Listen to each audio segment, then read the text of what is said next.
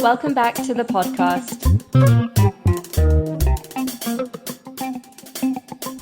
If you have not heard the previous part of this podcast, please check your library. Mark, you ready? Go for it. All right. Hi, Peter.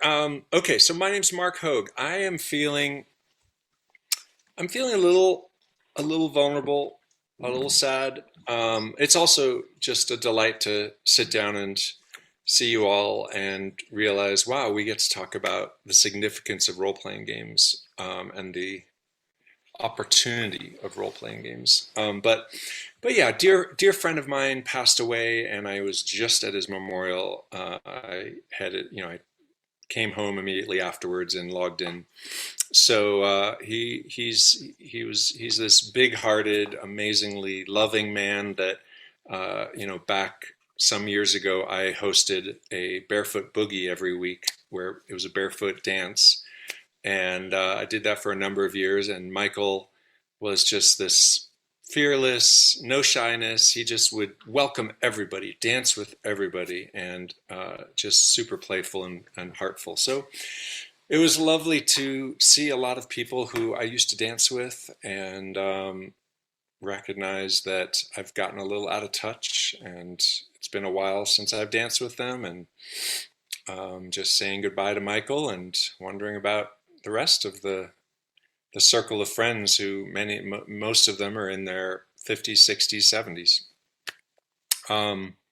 Oh, sorry, 2 words to describe your emotional state. A little vulnerable and a little sad. Something you're grateful for your childhood. Well, I am grateful that I got turned on to D&D in my youth, and it really, like I was saying earlier, it really helped me and was a outlet and inspiration for creative expression and creativity and connection. Name one of your favorite characters from a story and 3 inner qualities you admire in them. Wow.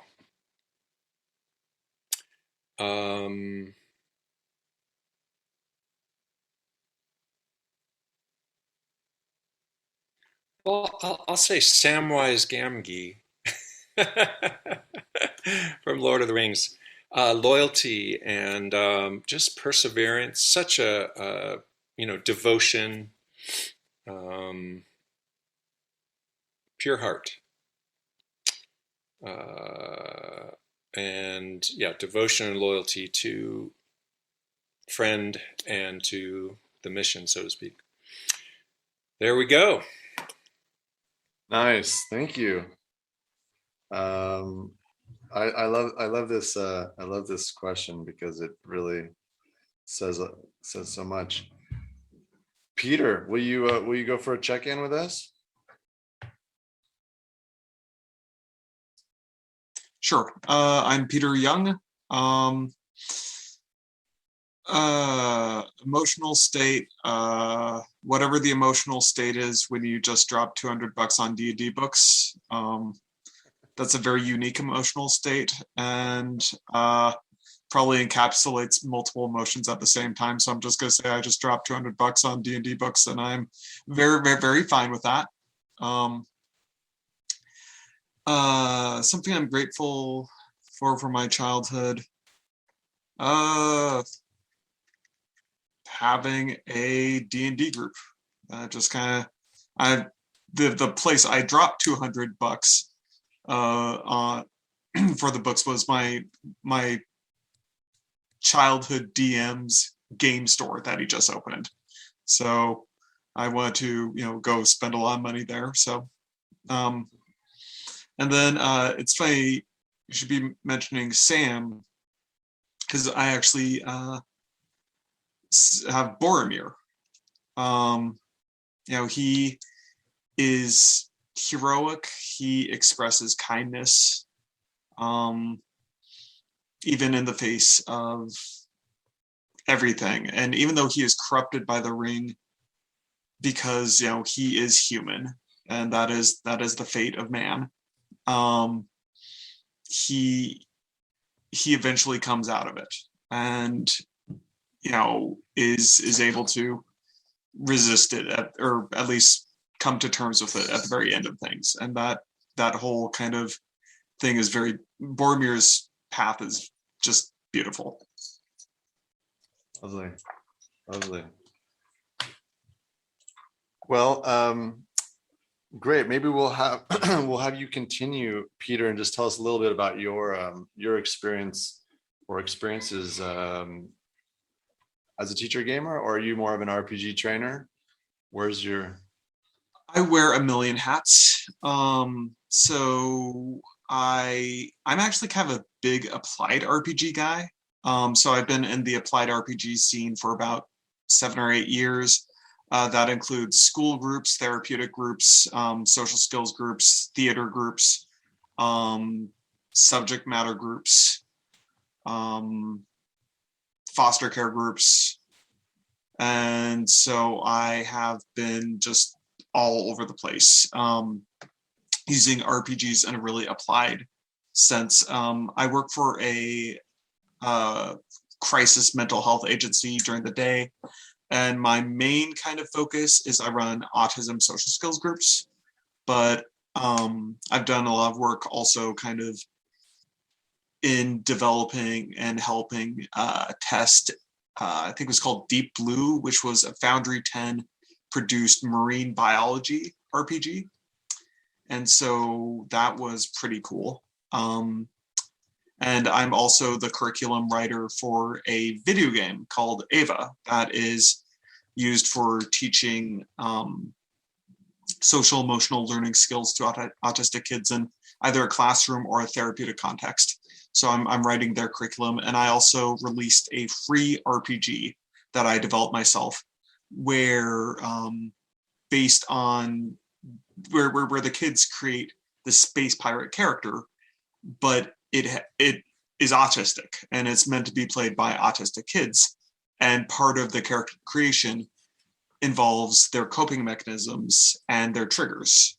And so when they're faced with something that might be triggering for them, how well they're able to either communicate their needs or use coping strategies, they get like extra dice to meet a challenge.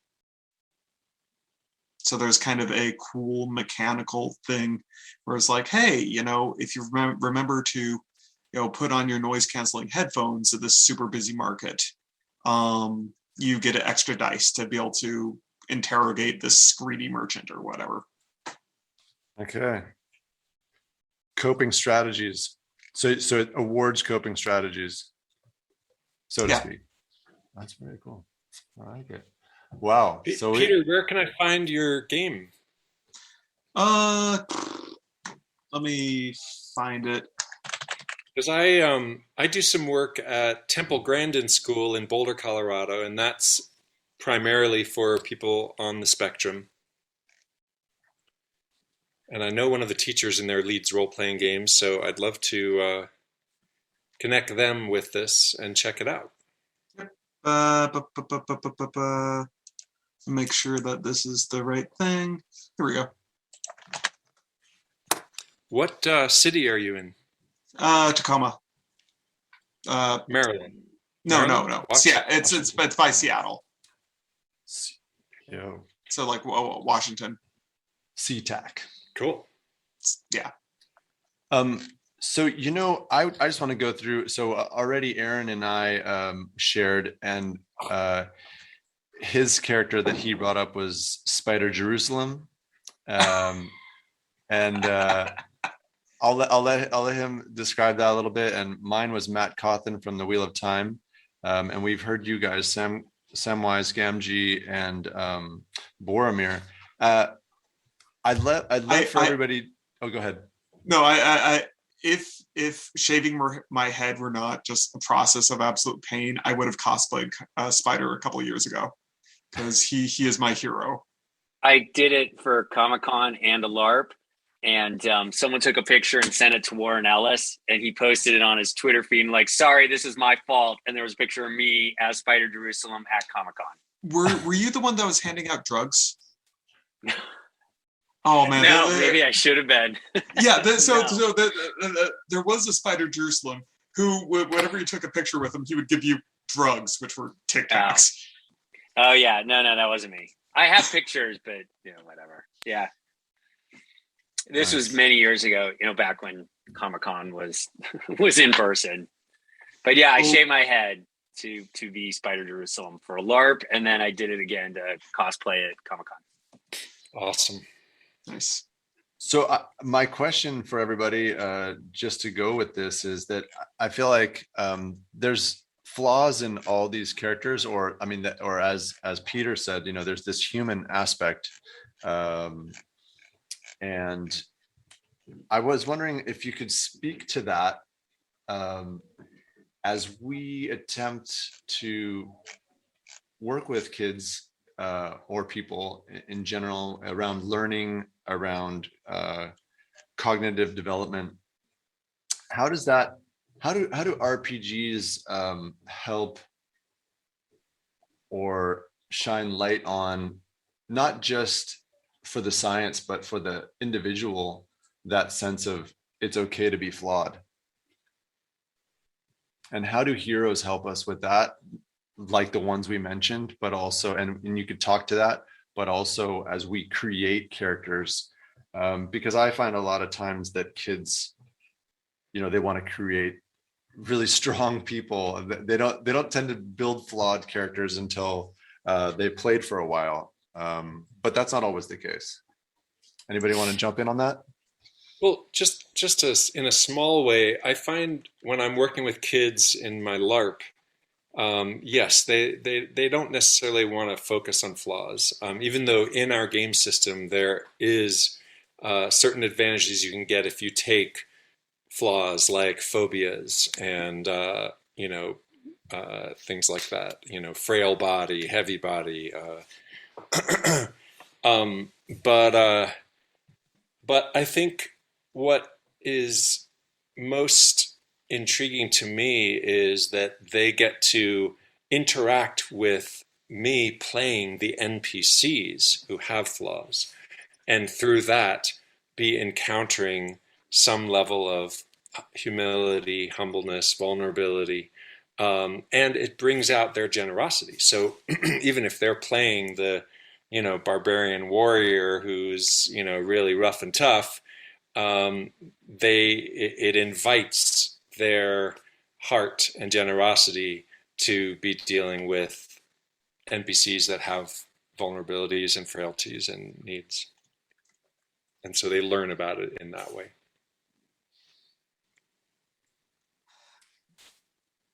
Go for it. Thanks, Mark. Now that I would love to pick your brain, Mark, about just how you use LARPing at some point, because that's something I'm kind of interested in once COVID sort of wraps up. But as far as the flawed thing, the primary thing that I've been working on lately, and I've been doing this for about 7 years, is a social skills group for autistic kids that has a high degree of longevity. Kids will stay in the group for multiple years. And I kind of joke that once they graduate, I hire them, which has actually happened. So I have kind of the first, second generation applied DM. But what that has resulted in is a lot of the more seasoned kids wanting to create very flawed characters because it's fun. So you make the flaws really fun by creating a safe environment where they are allowed to be flawed. Because if you're setting up an RPG where it's like, okay, you're going to be doing all the violence, all that matters is being a strong person. Whereas a big part of my games is, I played Undertale and thought this game blew my mind. Let's make it a non-violent game. So, now a lot of my games are like group interviews or suing the bad guy, which is a lot more fun than killing the bad guy, because then you get to see him living in squalor. and putting on a WWE like pro wrestling thing. And so when the stakes are no longer, you must be strong or you will die, it's, you can be strong or you can be kind of goofy, and the worst thing that's going to happen is your court case might not go so well. The consequences for failure are no longer death, and I find that the kids are a lot more willing to be flawed and embody a lot of their own flaws as a way of kind of working through it, or trying on different personas which have their own flaws as a form of like identity processing. So it just comes down to creating a safe space for being a flawed person. I'm not exactly sure if I could do a better answer than either of Mark or Peter's. I definitely agree with Peter in creating a safe space for them. And I ascribe to the head of SCHOOL Afterschool, which is an all LARP school in Denmark, says that something to the effect of the mask of role playing allows the character to fail without consequence, or you don't have consequences, your character does. So you have an alibi, you have the ability to make these mistakes and learn from them in a safe, protected space, a make-believe space, so that you don't have your actual consequences to it. And so that's one. I'm running a science-based LARP right now at the homeschool, where I basically had two sets of goals. The stuff you have to do as a player, so that's like assessment, write an essay about the scientific topic, but then you have character goals. And I told them, flat out, you can absolutely fail at these character goals, and that has nothing to do with it. It's not graded. We're a homeschool, so we're not grading, but I'm more interested in what they're writing as a person and that they're learning, but that they have the freedom to experiment and to play, specifically to play with the possibility of what a flaw is. And in this case, the LARP that I'm doing is some of them believe in false theories, scientific theories. It's called the Great Phlogiston Debate. It takes place just before the French Revolution in France, where Antoine Lavoisier and his wife Marie hold a garden party. This is true. These are real historical figures. And they debate scientific theories. And one of the theories was phlogiston, which is an element that they believed burned. A lot of scientists believe there was an element called phlogiston that caused combustion. Before they didn't realize it. And they very firmly believed in this. So it's about scientific theory and science and truth and things like that. So the flaws, such as they are, is that there's characters who believe that they are right because of their position, their authority, or that they've done this experiment and then, oh, that's right, I'm smart and this is right. And so I'm hoping we'll find out, in the next couple of classes, how these kids deal with these characters that have flaws. And the next thing that I think of, and I haven't really thought about until sort of mentioned, is that I firmly believe that a lot of people's greatest strengths are their greatest weaknesses. So that it's very difficult for me to look at any quality of a human and call it flat out a flaw in all conditions in all times. I think that everyone, has great strengths and flaws, and just depends on what the context is within it. So that you could say someone is very self-centered, but in some instances and to certain degrees, that's very helpful for someone and can be very useful for them. So I think it's interested in just learning within a context, and this goes along with a safe space. In what context could what could be a flaw actually be a strength? What context could a strength actually be a flaw in certain instances, stuff like that. So that's what role playing is, being able to juggle these different contexts to see how a certain condition, or quality of a person can be affected by the context and can actually be helpful or useful or something. Wow. I love all these responses. These are amazing. And I'm really happy for any listener getting to hear these different takes on it. I'll just quickly say that I think that, yeah, the ability to process risk, and what that is, the ability to use, using the mask of the character to try different things, especially for identity, to not be outed about something. I think that's a big thing for me with teenagers, is that they want to be able to explore things or try things or say things, nasty things, nice things, all sorts of different things, and they can say it through their character, and it's not about them. I think this is just such a wonderful tool, that's playful. And I want to just move into that idea also, is that there's role-playing games for me is an opportunity to do implicit learning instead of explicit learning. So you have all these SEL programs, social and emotional learning programs. You also have these PBLs, these project-based learning. You have all these these opportunities to do learning. But I feel like using role-playing games is this opportunity to be teaching and learning about things without talking explicitly about what you're doing, but just saying to kids, hey, do you want to play a game? And they say, yeah. And then you say, okay. And here, you start taking them down a road, whichever road that might be. And it's not, okay, we're going to work on collaboration today. This is the one that just makes me smack my forehead every time. And speaking of strategies, I was wanting to ask you guys, because I feel like we have some LARP specialists here. How do you feel like for a tabletop role-playing game teacher or person who's really at the tabletop, what are some strategies to move into LARPing, or making the experience more live, and moving away from the character sheets and all the kind of tools at the table, and move more into embodying their characters? Anybody like to jump in on that one? Mark, do you mind if I grab it? Because I'm going to have to No, head out. I was just going to point it to you because I know you've got to leave. Yeah, thanks. Sorry, guys. I got feed the cat and do my chores and stuff. So I've done hybrid tabletop LARP settings and situations. And so I love combining my LARP experience with tabletop. So I've been doing that for years and years and years. And I basically just start very simply with like props, just like bringing in props for things.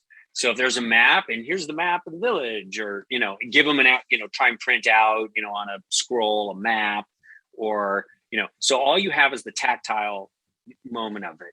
Then you can start bringing in like sound effects, lighting, so you're kind of creating the environment, but they're still sitting there with the character sheets and stuff like that. So you're easing them into it, and then suggest maybe there's costumes, and costume be as simple as a hat, so that you as the game master put on different hats or something for the NPC when you're playing an NPC, different hats. And you start maybe, if you can, like different speech patterns. I don't necessarily want to say accents, but speech patterns, your verbiage, the language you're using to represent the different characters. So you get used to using your voice as a character.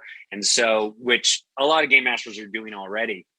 So to me, really the difference between, say, a tabletop and LARPing is just, in LARPing, you just stand up from the table. And so I think an easy one, once you kind of got these little props in, and then, you got hats and you're doing that, voices, you got some lighting and some props, stand up from the table.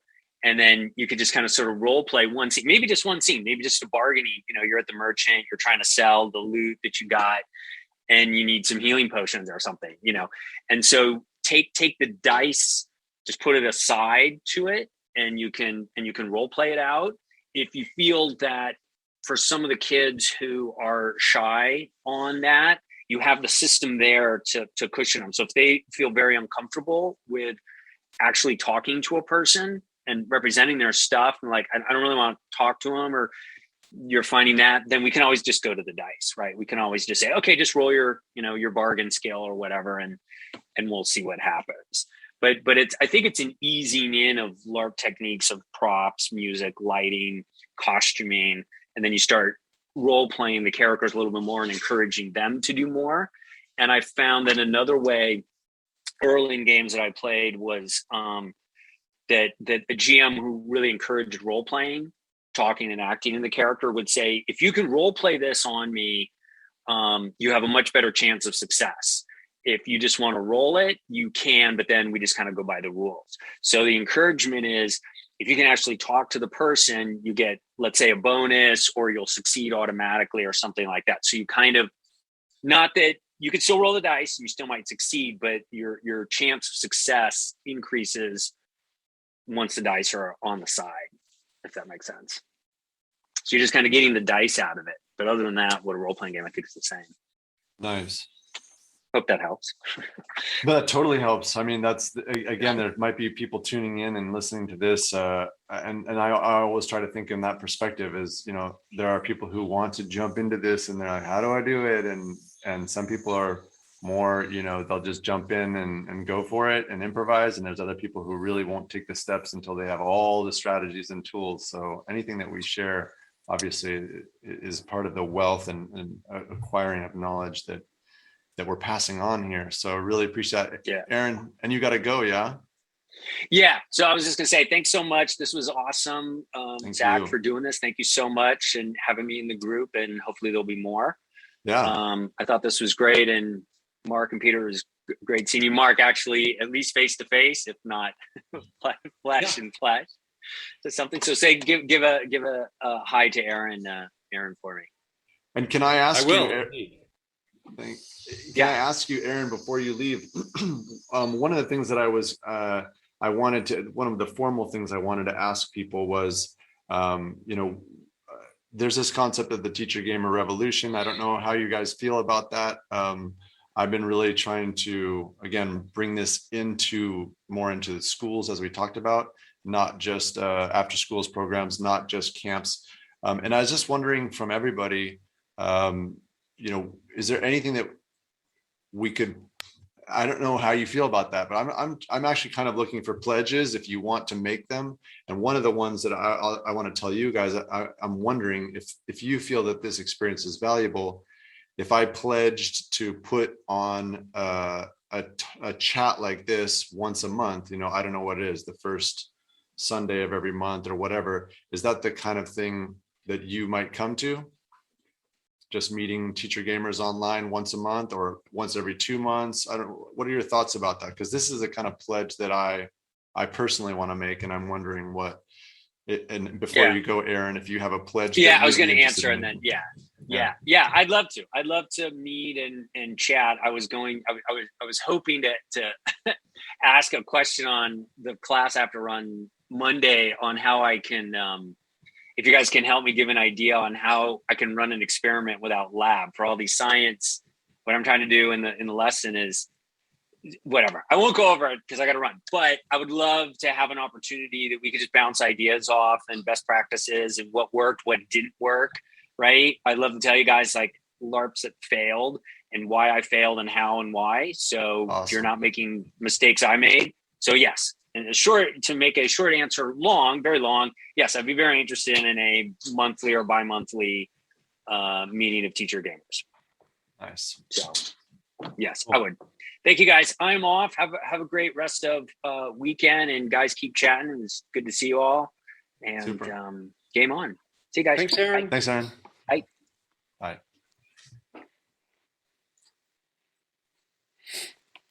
Yeah, I'd probably be down for that. It just depends on what day of the week and timing. But I think it would be fun and great to network with people. Absolutely. Great. I'm always down to network. Time is like not something I have a lot of, but it's kind of one of those things where like, hey, if I'm around, I'm around, and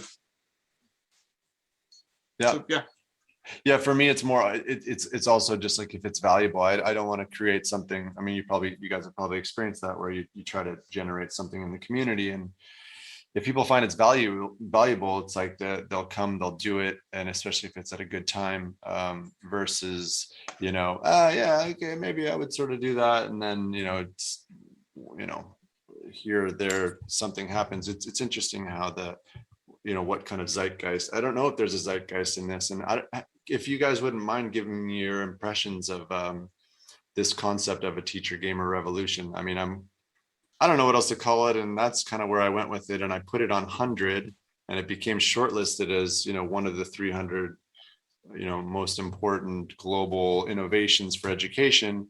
But I don't think it's going to make the 100, but it did get shortlisted from 3,000 to 300. And that's kind of cool. And next year, maybe it'll go further, but I don't want it to be just mine. It's not about me. It's about like a concept, and I'm trying to like offload it or get people to help me carry it or whatever. So are you talking with Zach Hartman and Marianne Cullion? Are they people at 100? No, they are people who are rocking. So I am not just like a teacher gamer. I'm more in the applied gaming space. So my whole thing is gaming is useful across a lot of contexts. Sure. I kind of came into it through a therapeutic pathway, but I've done gaming in the classroom. I've done educational games. I've done, curriculum design. So I wear all those hats, but the two people that I think are doing some of the most impressive kind of RPG teaching work right now are Zach Hartman and Marianne Cullion. And I can actually give you their Twitters.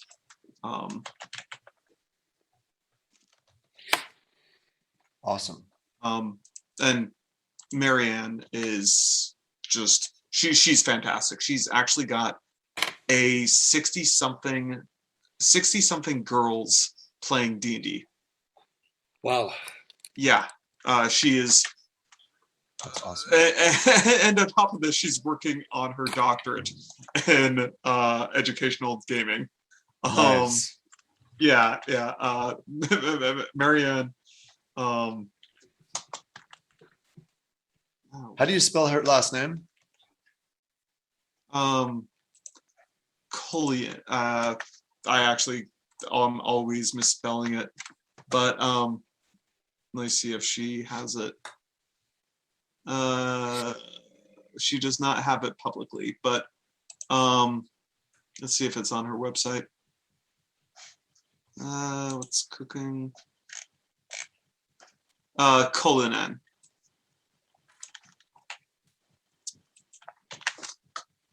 But yeah, that's like I am kind of all over Twitter as far as the applied gaming space. Marianne is actually a very good friend of mine. Zach, I've talked with him a few times. Zach's a pretty interesting guy. He's doing a lot of stuff as far as training teachers how to use RPGs and doing that. Marianne is doing some fantastic stuff and just how to run games with specifically middle schoolers, and the work she's doing on her doctorate should be very interesting when she's starts publishing.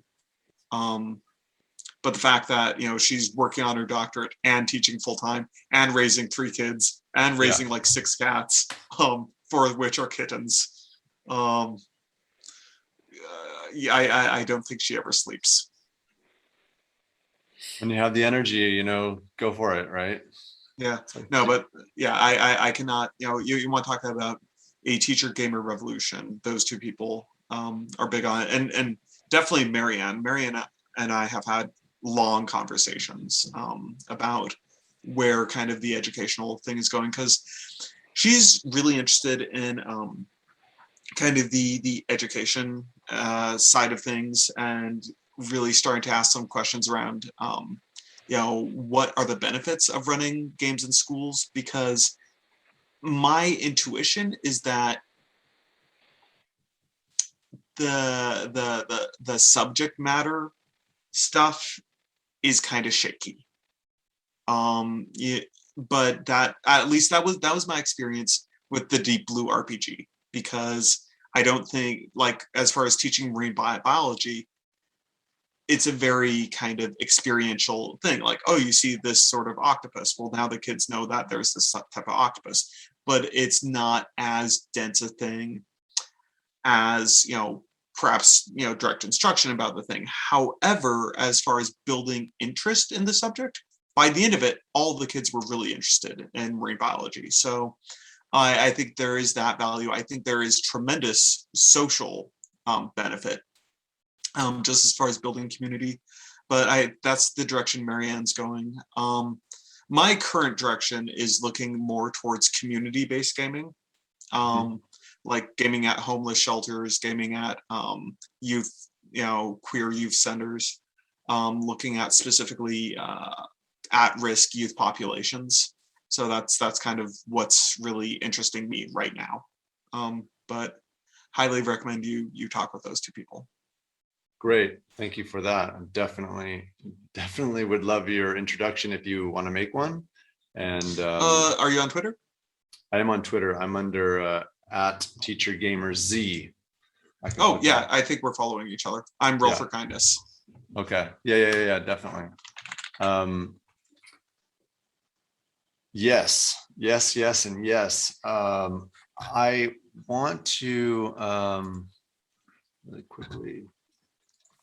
I just followed them. Thank you for posting their Twitter connection. And yep. I just plugged Marianne, or you to Marianne. I don't know Zach well enough to do the introduction. Like, I've talked with him a few times, but go ahead and reach out to him and just say, hey, Roll for Kindness said you were amazing. Just wanted to introduce myself. That sounds great. And yeah, he'll know who I am. What did I want to say? Mark, are you doing Twitter? Are you a Twitter person? You're on mute right now. You're on mute. I don't think I am. I mean, I think I have an account, but I don't think I'm actually doing the Twitter thing. I'm looking for my account name right now and failing. It's all good. It's funny because I didn't, I think I was on Twitter with, 4 followers or whatever, and then started doing this thing with the Teacher Gamer. And actually, I felt like Teacher Gamer actually gave me a reason to be on Twitter, when before it was like, way out there. Even now, I still sort of feel funky about it. Twitter seems like a thing it has to be really relevant. And I feel like it's gaining in relevance. And again, with the Teacher Gamer revolution, things that are more like about a thing and not so much about me feels more important to me. And I think that's what's started to generate some energy around it. But what I really wanted to talk about was this point that you brought, Peter, about how relevant is driving subject matter in RPGs. And I don't know that it is actually. I'd like to say that, not about saying that for the record, but it's more about saying that I think RPGs as a class itself, come and play games, come do something really robust. This is definitely a social emotional opportunity. It's definitely something for identity processing. It's definitely for taking risk, collaboration, and a whole slew of skills, which I went into with the Teacher Gamer Handbook, 36 different skills. And by the way, I never really set out particularly I actually kind of back generated the skill list. I actually played and taught the class and knew that there was many skills I was using. It wasn't until I sat down to write the book that I realized these are all the skills that I'm teaching, which is a really interesting thing, because usually we kind of, have these goals either in a community or in education, and then we kind of build something to make it happen. And so that's been an interesting thing. Go ahead, Peter. Yeah. So what you're it's really tricky. So I've been teaching social skills really effectively for 7 years. Like, absolutely can attest. D&D can teach social skills. It can happen. And these are skills that are behaviorally like reinforced through the game. Like, you have to role play. You have to be able to work as a team and be assertive and communicate what you need to do. Otherwise, the party will get killed or whatever. Right. So Right. this, I think so much of the discussion around how people learn with D&D is based around the RPG itself. And like, imagine if you were trying to teach math using the tools you use to teach history. You would just be going around all these events, and when people discovered, like, and this is when they discovered calculus, and this is when they discovered geometry, and Pythagoras would kids learn math? No, they wouldn't. Versus if you're trying to teach history in the same way that you teach math, where you're just drilling people on, dates and events, and just like, okay, so, Copernicus plus, this event equals this, Nero and Rome equals burning. Would kids learn it? Probably not. So I think the biggest problem, and this is what I experienced with the marine science RPG, was the people who were designing it, they were trying to do D&D light. I was kind of their consultant testing person. So I had very little to do with the design process. And in retrospect, I think that they kind of screwed it up because they were focusing specifically on a D&D sort of model that's very experiential. Whereas, say, like if I were to be looking at teaching Spanish, I would not do a traditional D&D dungeon crawl because that would not be a very effective way to use it. Instead, I would say, okay, your party starts in the human lands, but as they're traveling to the elven lands, all the elves speak Spanish. So we're going to start with you going to an elven inn, and to be able to figure out what room you're going to be staying in, you're going to need to ask them in Spanish. And then there's a few elven drunks at the bar, and they're getting offended by you. So to avoid a fight, you're going to have to kind of talk them down in Spanish, and they're throwing a bunch of insults in Spanish at them. So of course the players are going to be like, "Ooh, I'm going to remember that one," and so you are creating this really tailored experience. Right. And so I think no one is really doing this the right way in the teaching space. I see a lot of teachers who are doing amazing work in the SEL space. Right. I have yet to see anyone who is doing really good curriculum RPG design. Mark, you want to jump in on that? I definitely have some comments. No, I think you're absolutely right. I think it's a very challenging thing. I can visualize history being taught through LARP very well. Certain situations in history, acting it out, giving people different motivations to create negotiations, etc.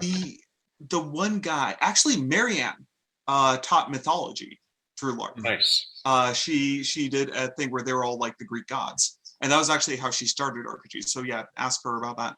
But the other really good example of history being taught through RPGs was from a non-teacher who wanted to do a historically accurate Roman game. And so, he was this huge like Roman history buff. And he was telling me like, part of the game is, back in Roman times, there was a market day.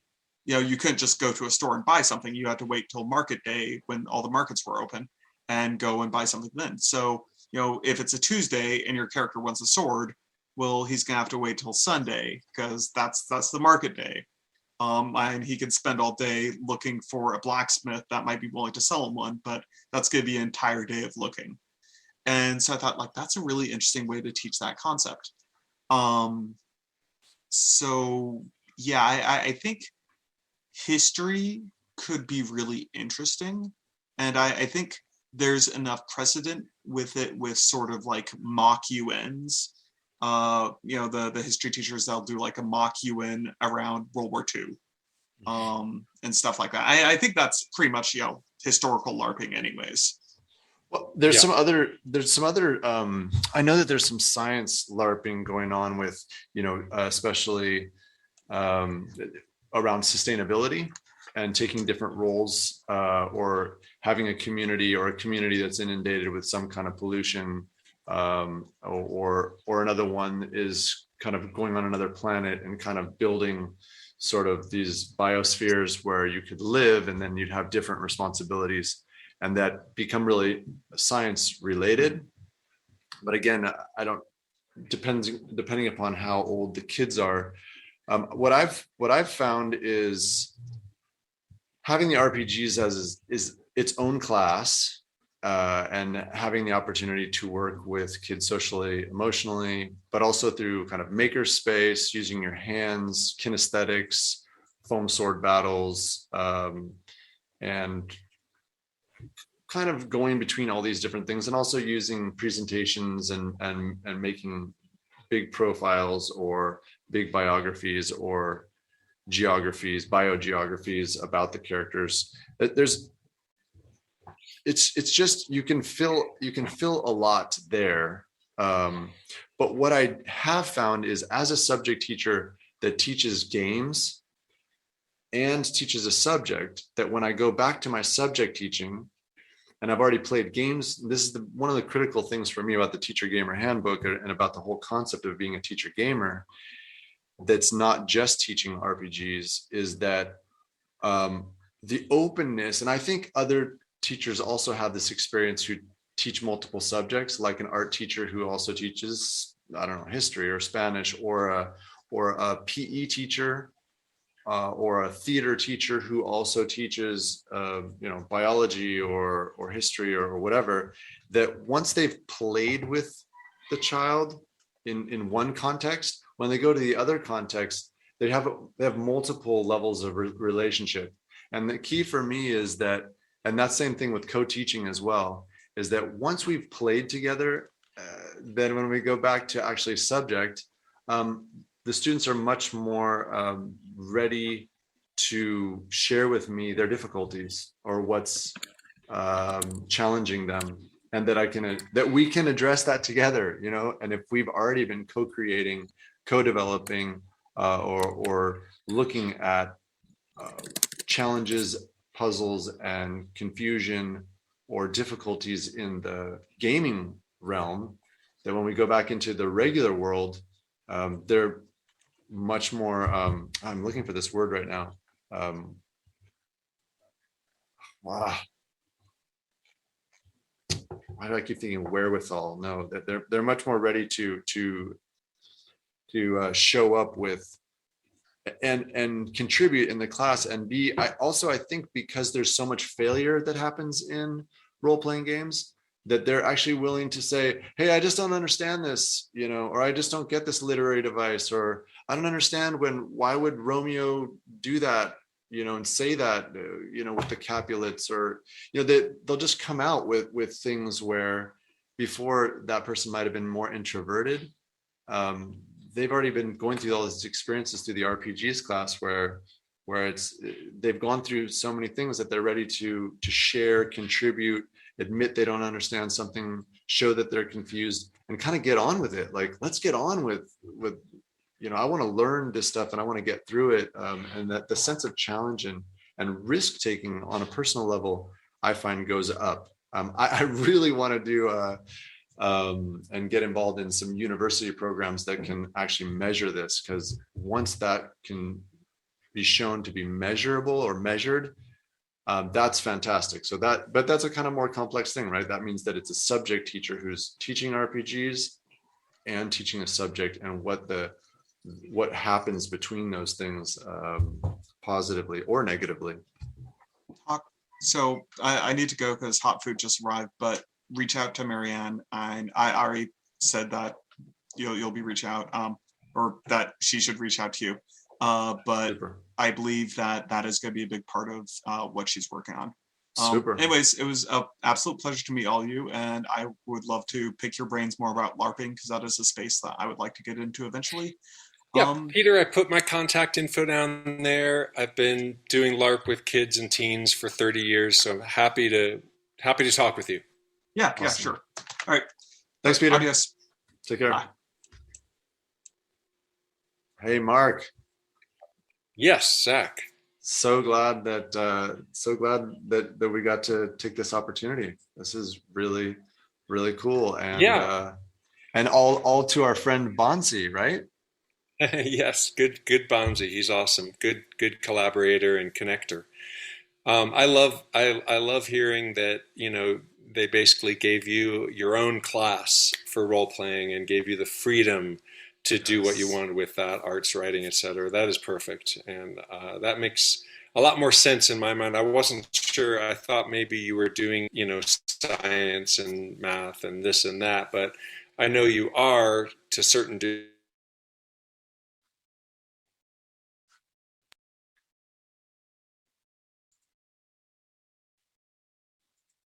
I'm lost you or what's happening? Stay with me, Mark. Oh, I hear you. Oh, I hear you now. Sorry. Yeah, I don't know what I happened. have uh, I have poor internet up in the mountains here in Colorado. I think we're back. We're back on. Yeah, I think we're fine. Sorry. Can you Cool. just say that again, or Oh, just I was just saying that it's great that your school gave you the freedom to have your own role playing class and be able to bring in whatever elements you wanted with that. That's awesome. It's amazing. yeah? Um, It really was, and again, it was. I think it was a frustration that just said, do whatever, and we trust you to go for it. I think that's an amazing opportunity, and that's kind of the thing that happens in life sometimes, where opportunities emerge when things. That's an example of things going maybe wrong or difficult, and then suddenly there's an opportunity to jump in and take advantage of the opportunity. And I was there for that. And I think that, yeah, that goes the same thing as one thing I'd want to say to any teachers or teacher gamers listening and who have perhaps an opportunity like that, is to not try to do too much, or try to overdo it or try to promise too much. I think one of the key elements is to uh,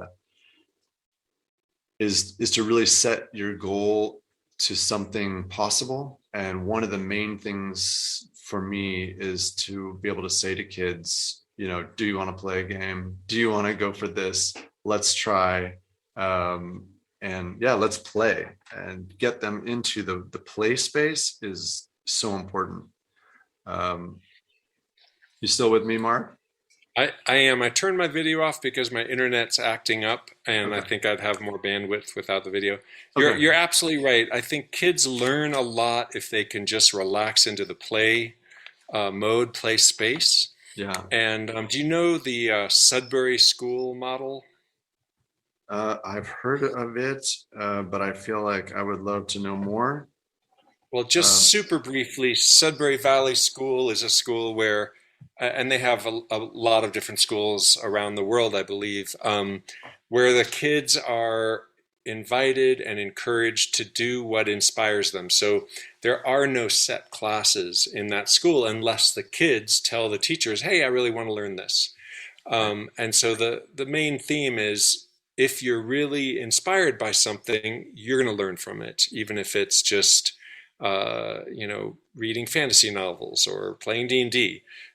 So on the one hand, D&D is fun, or role-playing games are fun, and so kids are playing and they are going to be learning because they're having fun engaging with each other. And on the other hand, I'm convinced that role-playing games are one of the best teaching tools for learning a lot of important skills. So it's a win-win in both ways there. Nice. And I'll just say that it's yeah. What can I say? Yeah, I'm gushing at that. I mean, it is an amazing opportunity when I think administrators realize the opportunity there is for kids to get engaged, and especially I think there's a great opportunity at the beginning of any new school year, or I guess at the beginning of any new term. There's an opportunity for the school to try something new. trying to bring role-playing games into the middle of something, or trying to plug it into a subject suddenly.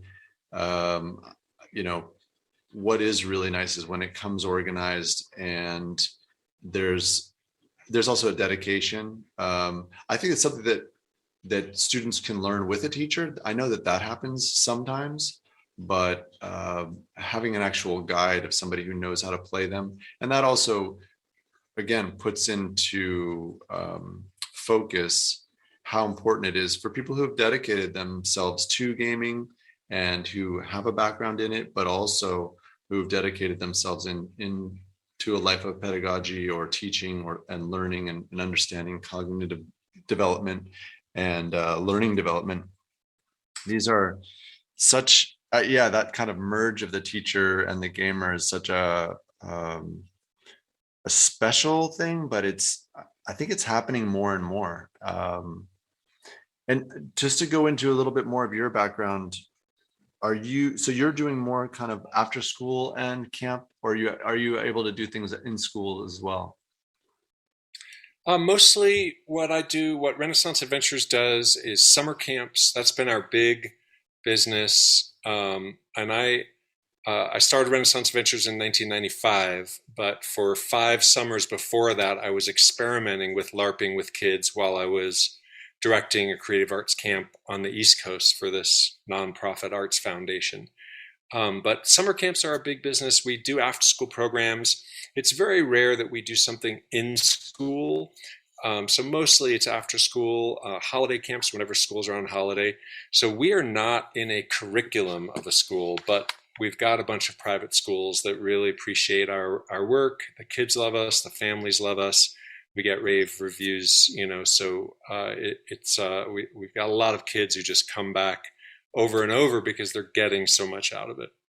What do you think, and do you hear tales of and testimonies of kids go to your camp, then they go to school, and what are they able to carry? Have you heard of, is there a legacy of things that they bring into school with them that they've learned in camp? We certainly get testimonials from our parents around confidence and self-expression. Occasionally adults who were kids at our camp, will reach out to us, or, I'll bump into them on the street and they'll be like, man, I learned so much from doing that program, and thank you so much. I'm much more empowered in who I am because of that experience. So we get kids on the spectrum, we get kids, all kinds of kids, and a lot of parents letting us know how much their kids do an after school. We'll often hear from the parents. This is at our after school programs, we hear from parents that the time of the week their kid is looking forward to all week long is that little 1.5 hour after school class every week. Oh, wow. So it's impactful for the kids. It's super fun. And if kids are having fun, they're going to be learning a lot. If you've got a mature teacher, someone with a lot of experience with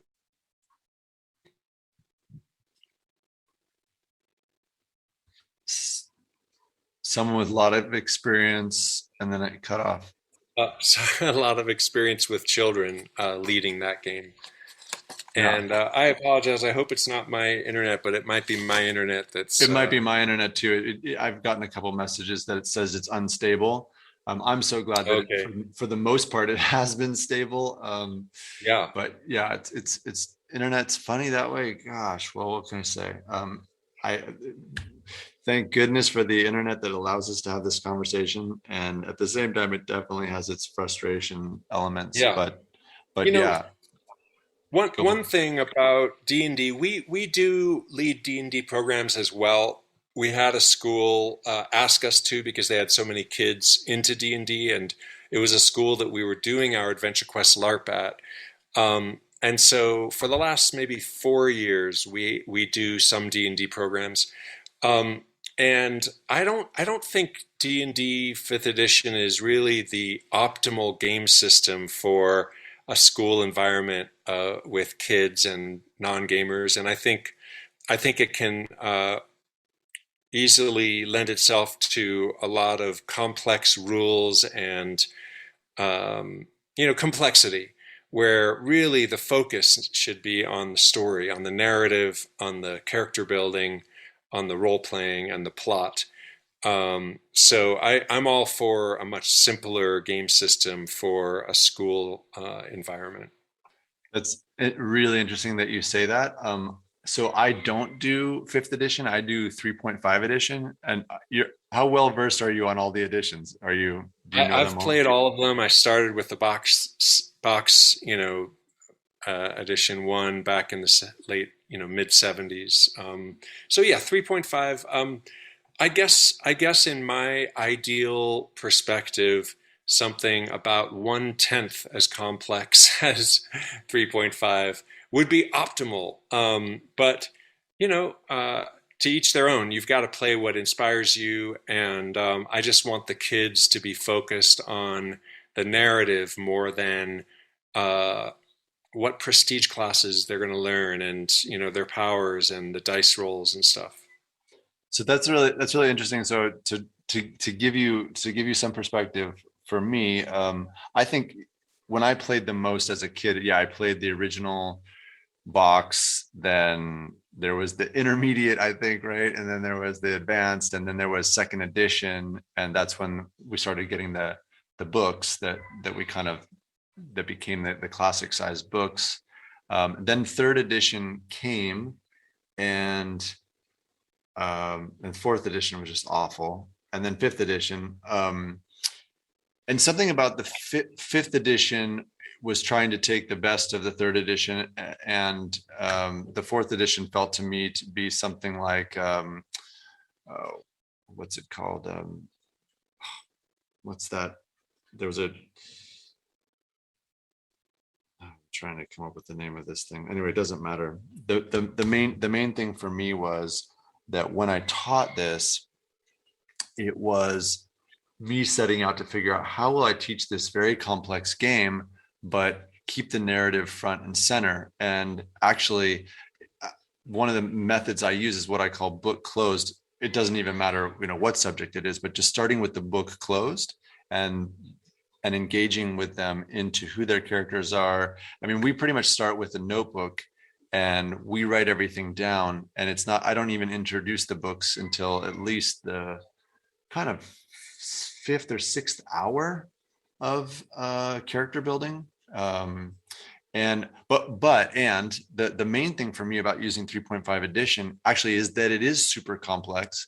And so I'm kind of riding this rail between getting the kids to play something that's really narrative based and fun, and also the parents going, oh my gosh, you're working with 300 page books, and you're helping them learn how to navigate those books, and this thing is so complex, and the kids come home and talk about things that are really, really complex. And that's what's so exciting, I think, for the parents.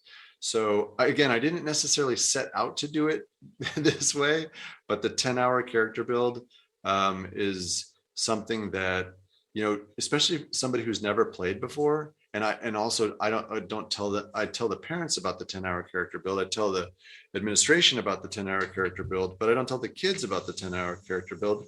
And when they say, when are we going to play? I'm always like, we're already playing from the moment that you walked in here. We're playing, and they kind of get that, and they start to understand that.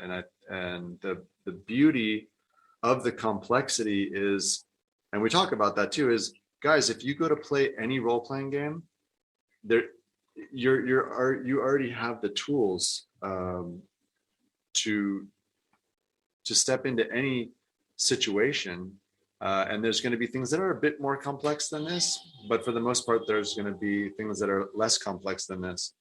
And I think it's about how it's handled. I think somebody stepping up for the first time and trying to teach kids role-playing games, or to learn as they as they go along. I think we need strategies from a person like you, who's probably taking things a lot. Yeah, I'm just going to say that simply is how, how do you engage with kids, and how do you determine what complexity is good for them when you say, for example, that someone would come in at 1/10 the complexity level of 3.5 edition? Well, I mean, our primary program is our own. We use our own game system called Adventure Quest, and so we are starting simple with that Adventure Quest game system with the kids. Now, it gets more complicated, more options for different thematic powers and paths, secret paths and whatnot, as the kids get older. So we've got kids who sometimes are with us for 5, 8 years, coming to several summer camp weeks in the summer, programs throughout the year. So their characters develop over time. But when they first start with us, they've just got a few basic powers and a really unique race, and that's it. Now, our D&D programs are 5th edition because that's what, when we started doing the D&D, it was because the school, one of our schools just said, hey, we've got a bunch of 5th edition players here. They want some really talented leaders. You guys are masters of the gaming. Can you start leading this? And so since then, we've just been doing 5th edition with them. But again, for new players especially, we start simple with pre-generated characters. They get to choose their path and their race, and we've got pre-generated characters for them, which they can edit and modify. Or if we're doing something online, we're working with D&D Beyond. But in our LARPs, we work with as young as 6. I'd say the majority of ages are 8 to 12, but it's a range of from 6 to 17. Grouped in small groups of 5 or 6 kids by age. So you'll have your 8-year-olds together, or 8 and 9-year-olds. And so, they start really simple, and the Adventure Quest game is designed to be able to work well with kids and to scale up as those kids are ready for adding some complexity. Nice. Well, this is all, there's so much for all of us to learn from what you're doing, and what, as we could see, just bringing in Aaron and Peter and you and I all coming at this from different directions. Some, the Venn diagram crosses, of course, in all of us, I think. And then what the different specializations are and foci into how to bring RPGs into schools. I'm gonna bring it to an end, Mark. This has been 2 hours. Thanks for the time you spent here with me and sharing what you know, what you learn. And as I've said before, my kind of pledge to keep things going, I'm really interested in trying to put together maybe something monthly so we can have chats like this, and I hope that they grow in size. But also I really appreciated even just the 3 of you have a whole world of knowledge and background and experience. What are your thoughts for the future of how we can bring more teacher gamers into the fold? Yeah, I think once a month or once every 2 months, having a gathering, potentially with certain themes, announced ahead of time, that people can think about and bring their views on, or just, show up because they want to hear people's perspectives on those themes. Maybe some way for people to contribute. Hey, can we do this theme or variation of this theme? I think that would be great, and it helps. I think it opens my world up, knowing what other people are doing. So, and I think that's really helpful.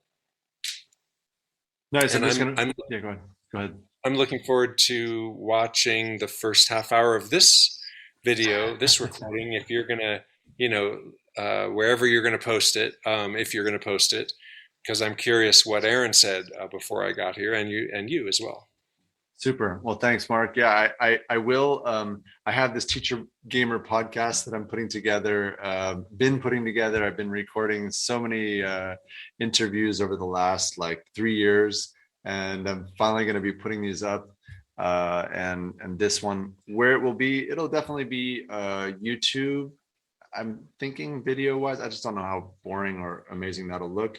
But and then I will be having the podcast. The podcast is just so close to getting off the ground, and it continues to be the next thing on my list. I got my book out. Now I've got this meetup in front of me out. I just took a job at a place called Empathy School here in Bali. They've given me the autonomy to build their middle school, which I'm doing based on a curriculum I developed with a few partners of mine, Rosina Dorelli out of Cambridge University in the UK. And we've created this thing called Da Vinci Life Skills, kind of trying to hit on the polymath in all of us. And I'll send you that link. I'll put the link here as well for people to check out. But this pilot program is just a wonderful opportunity where they're allowing me the autonomy to put RPGs as one of the core center pieces of the curriculum. That's amazing. And so we're starting in January. So that's just blowing my mind. And we expect to open a second school here in August. And there's a couple other different pilot projects that are starting up, but it's pretty much PBL, it's project-based and transdisciplinary, so we're trying to figure out many different things and how to skill students up, but using RPGs as one of our actual core pieces of curriculum, which is, I guess, would be your social emotional, but also your makerspace and your DTE, and there's a whole science of sustainability within it, and also art. So, we heard some people talking about STEM programs. We're really looking at the STEAM program, putting the art in the STEM program. Nice. So that's where I'm headed with this. And the theme of this meeting was challenges and accomplishments. And there've been a lot of both. And I'm really glad that we got to hear about yours and about Peter and Aaron's as well. Awesome. Congratulations. That sounds like an amazing opportunity, super challenging and amazing. And I can't wait to hear more about it. Super. Thanks, Mark. And let us know. And glad to have you also in the Facebook group. Really a great place to share and build together. Cool.